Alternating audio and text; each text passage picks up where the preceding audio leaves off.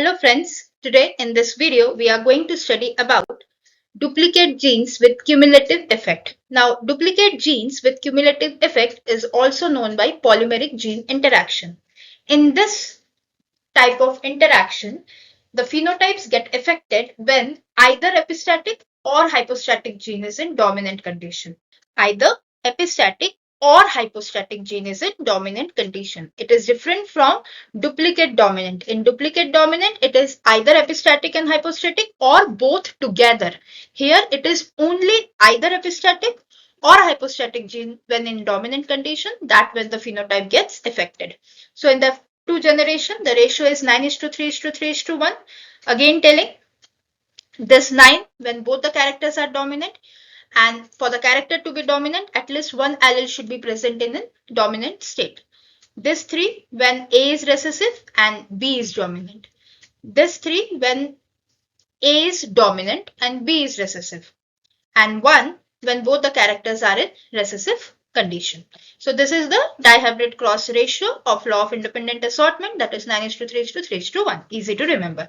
Now when it is saying duplicate gene with cumulative effect, that means either epistatic or hypostatic gene in dominant condition. So what are those conditions?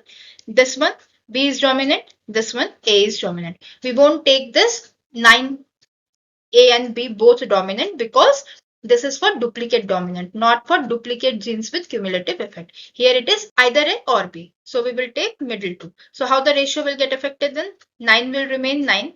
1 will also remain 1. This 3 and 3 we have to add up because these two are the condition when the phenotypes will get affected. So 3 plus 3, 6. So the ratio will become 9:6:1. How the test cross ratio will be affected? Again the same. Here A dominant, this is B dominant. So we have to add these two. Rest all will remain the same. So the new ratio is 1:2:1. So it is easy to calculate any ratios for any kind of epistatic interaction if we know the dihybrid cross ratio. That's it we have to remember. And by the name only we can calculate or get the new ratio. Now example of this is, for example, plant height.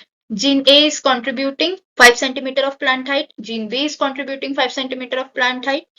So when both are dominant, we are getting 10 centimeter. When B is dominant, we are getting 5. When A is dominant, we are getting 5. When both are recessive, we are getting 0 centimeter or no growth.